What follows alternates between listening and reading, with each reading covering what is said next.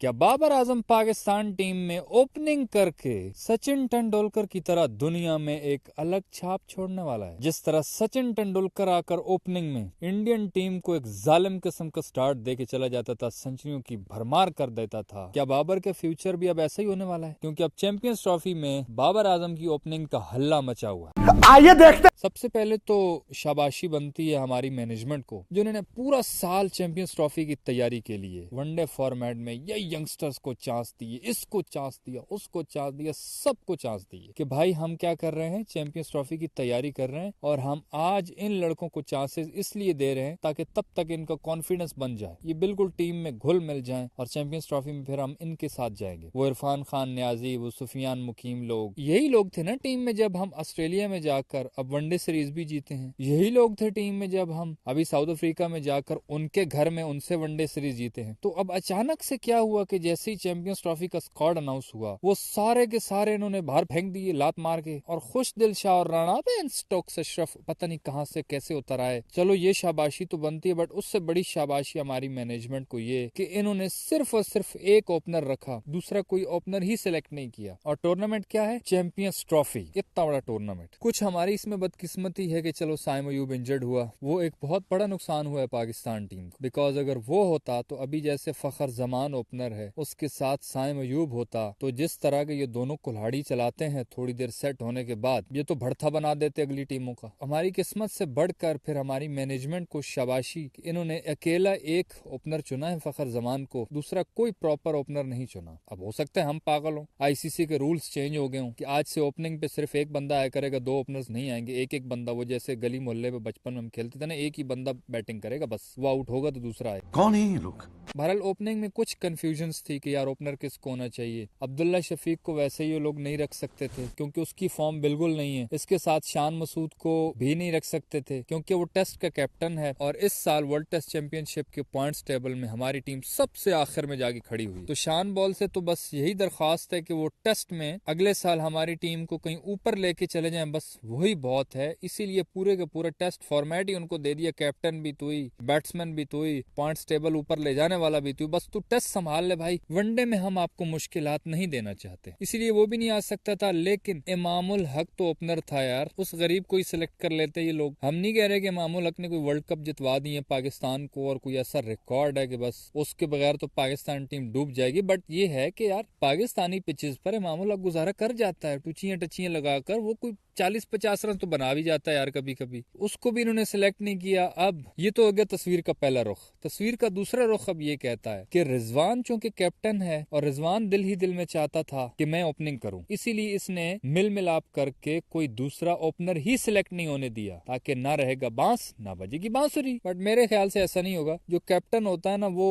थोड़ा आराम से ही आता है और सिचुएशन देखता है, और वैसे भी रिजवान का जो हिसाब है ना, जो लॉन्ग फॉर्मेट होता है ना, ये दरमियान में आता है तो कभी कभी टीम को थोड़ा बहुत संभाल लेता है। मैं फिर से ये नहीं कह रहा हूँ कि रिजवान ने हमें वर्ल्ड कप जितवाए हैं या मैं कोई बहुत तारीफें करने लग जाऊं झूठी, ना अल्लाह माफ करे, मैं झूठी तारीफें नहीं करूंगा। कुछ लोग नाराज हो जाते हैं तो मैं दिल से सॉरी करता हूँ, बट जो रियलिटी है वो तो बतानी होती है ना। हमारे रिजवान वो तो नहीं है कि हम इसको कहें भाई तू MS धोनी है, बस तूने टीम को ऐसा चलाया, ऐसे वर्ल्ड कप जितवाए कि बस क्या कहने। बट फिर भी एज अ पाकिस्तानी फैन हमें ये लगता है कि पाकिस्तान की क्रिकेट की औकात के हिसाब से, जहां पर हमारे ज्यादातर बैट्समैन दिहाड़ीदार मजदूर की तरह बस दिहाड़ी लगाने आते हैं, उनको कुछ भरोसा नहीं होता, तो उस हिसाब से रिजवान कई दफा ऐसे स्टेज आते हैं कि टीम बिल्कुल लड़खड़ा रही होती है और ये दरमियान में आके अच्छा खासा टीम को संभाल लेता है, रोक भी लेता है, विकेट बचा लेता है और कुछ थोड़े बहुत रन्स भी चला लेता है। तो इसका ओपनर आना बिल्कुल नहीं बनता, इसको दरमियान में ही रहना चाहिए और अच्छा खासा टीम को कभी कभी संभाल लेता है। ये हो गया तस्वीर का दूसरा रुख। तस्वीर का तीसरा रुख अब ये कहता है कि कई लोगों का ख्याल है कि सऊद शकील को ओपनिंग करवाएंगे। अब वैसे है तो पाकिस्तान, कुछ भी हो सकता है यहाँ पे, तो पूरा साल तैयारी और को करवा के आखिर में राणा जी आ सकते हैं, तो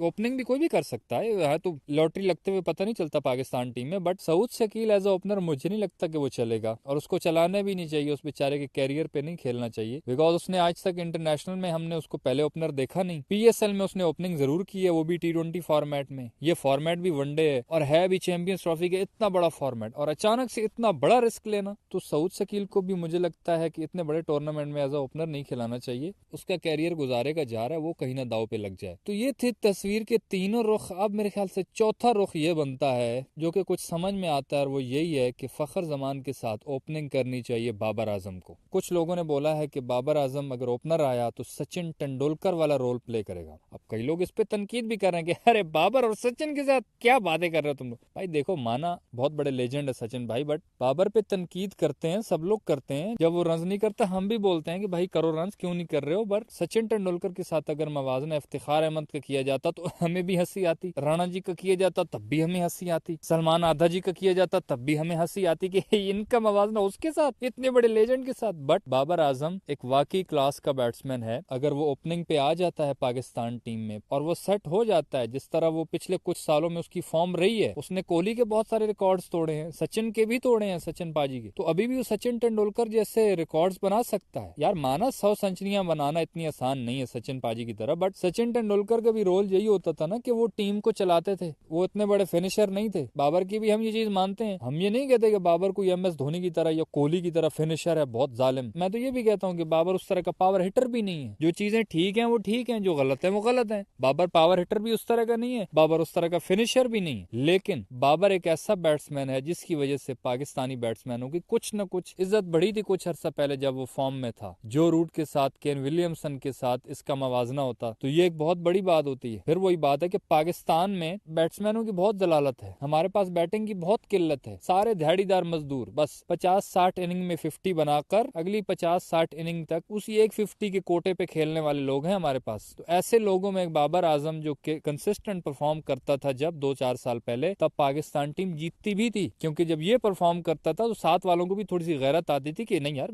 हम भी थोड़ा हलाल कर ले, कुछ न कुछ तो करें, ये भी कर रहे हैं। अब जब से बाबर आउट ऑफ फॉर्म होता है तो पाकिस्तानी बैट्समैन तो पहले ही काम पे टांग रही होती है, कहते हैं बाबर नहीं चला तो बस फिर तो पिच बहुत ही मुश्किल होगी, हम क्यों चले, फिर वो पहले ही पुग जाते हैं। लेकिन जिस तरह का वो बैट्समैन है जिसकी वजह से पाकिस्तान टीम चलती थी, अगर ये बंदा ओपनिंग में आकर पक्की अपनी जगह बना जाता है। ODI में पावर प्ले के 10 ओवर्स होते हैं और शुरू में अगर इसके 2-4 ड्राइवें को 5-7 चौके प्यारे प्यारे लग जाते हैं, इसका बल्ला खुल जाता है, तो जब बाद में दायरा खुलेगा तो फिर ही इतनी आसानी से आउट नहीं होता किसी से। T20 और टेस्ट में तो ये बुरी तरह से फ्लॉप हो रहा है, बट वनडे में आज भी ये नंबर 1 पे है ना रैंकिंग पे। और वनडे जो गेम है वो ज्यादातर है ही सिंगल डबल की, और खास तौर पे हम पाकिस्तानियों के लिए, हमारे लिए तो और ज्यादा सिंगल डबल की है, बिकॉज हम तो छक्का मारने से पहले 1000 दफा सोचते हैं, तब तक ओवर्स ही खत्म हो जाते हैं, क्योंकि हम इतने छक्के चौकों पे इक्तिफा नहीं करते ना। तो आप सोचो अगर बाबर फखर ओपनर आए, पावर प्ले के बाद बाबर तो नॉर्मल ही रहेगा, वो सिंगल डबल करता रहेगा, बिकॉज उसमें इतनी गर्मी नहीं आती छक्के मारने वाली। और फखर जमान उसका बल्ला और खुल जाता है, उसको सुकून नहीं आता, वो छक्के मारने लग जाएगा, ये सिंगल डबल पे आ जाएगा। तो सोचो कॉम्बिनेशन बहुत ही जबरदस्त बन जाएगा। फिर वो जिस रोल की बात कर रहे हैं लोग सचिन तेंदुलकर वाला, वो रोल हो सकता है, बिकॉज सचिन तेंदुलकर भी इसी तरह सिंगल डबल करके गेम को चलाते थे, और वीरेंद्र सहवाग वो धोता था सही तरह से, उसको भी सुकून नहीं आता था ज्यादा देर फखर जमान की तरह कि मैं एवं क्यों खड़ा हूँ फ्री में, ये बॉलर ऐसे ही भाग के आ रहा है, ऐसे ही जा रहा है फ्री में, कोई चौका छक्का उसकी झोली में दे के ही भेजते हैं ये लोग। तो भाई लोग मेरे हिसाब से तो फखर के साथ बाबर एज ओपनर ठीक है। बाबर के ओपनर आने का नुकसान ये हो सकता है कि शुरू में बॉल बहुत ज्यादा स्विंग हो रही होती है, नया बॉल होता है, तो एज लगने के चांसेस बहुत ज्यादा है। अगर ये पुगने पे गया तो शुरू में जाएगा, और ये भी पाकिस्तान को बहुत बड़ा नुकसान हो जाएगा अगर बाबर शुरू में जल्दी आउट होता है तो। लेकिन फायदा ये है कि अगर ये पावर प्ले गुजार जाता है तो बाद में ये इतनी आसानी से आउट नहीं होने वाला ये बंदा, क्योंकि बहुत सारे फैक्टर्स हैं। एक तो ये है कि तब तक इसका बल्ला खुल चुका होगा 2-4 चौकों की वजह से, सिंगल डबल ये कर लेते हैं आसानी के साथ। और दूसरी सबसे बड़ी जो एक एडवांटेज है इनको कि टूर्नामेंट का ज्यादातर हिस्सा पाकिस्तान में होना है, और पाकिस्तानी पिचेस पर बाबर आजम बहुत सेंचुरियां लगा चुका है। तो हो सकता है बाबर आजम जो आजकल स्ट्रगल से गुजर रहा है, ओपनर आकर इसकी जिंदगी कुछ अलग ही उरूज पे चली जाए। तो बहरहाल फिलहाल तो ये ट्राई नेशन सीरीज में एक्सपेरिमेंट ये लोग करेंगे, देखो फिर अब किस नतीजे पर पहुंचते हैं। वैसे आप लोगों को क्या लगता है, क्या फखर के साथ बाबर आजम को ही ओपनर आना चाहिए, बाबर की बजाय कोई और बंदा आपकी नजर में उसको ओपन करना चाहिए? जो भी रहो प्लीज कमेंट्स में अपनी राय का इजहार जरूर करना। इस वीडियो में इतना ही, सही लगे तो भाई लाइक कर देना, और यूट्यूब चैनल छक्का मार को सब्सक्राइब करके साथ घंटे को टन करके ऑल पे क्लिक कर देना, ताकि क्रिकेट की दिलचस्प वीडियोस आप तक पहुंचती रहे।